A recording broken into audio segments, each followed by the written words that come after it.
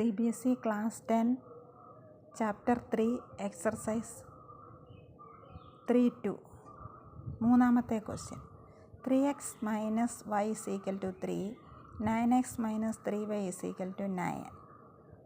ഒന്നാമത്തെ ഇക്വേഷനും രണ്ടാമത്തെ ഇക്വേഷനും എന്നിട്ട് ഒന്നാമത്തെ ഇക്വേഷൻ എടുത്തിട്ട് നമുക്ക് y കണ്ടുപിടിക്കാം. 3x minus y is equal to 3.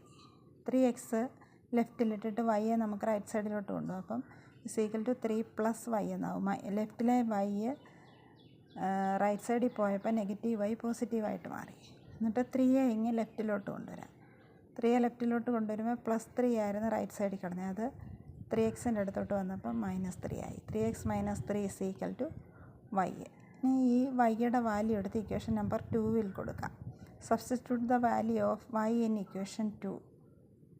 9x - 3 into വൈയുടെ വാല്യൂ 3x - 3, അത് ബ്രാക്കറ്റിനുള്ളിൽ കൊടുക്കണം. Is equal to Y is equal to 9, sorry Y അല്ല 9. 9x - 3 3s are 9. 9x ഇൻറ്റു 9x പ്ലസ് -3യും -3യും കൂടെ മൾട്ടിപ്ലൈ ചെയ്യുമ്പോൾ +9 ഇസ് ഈക്വൽ ടു 9.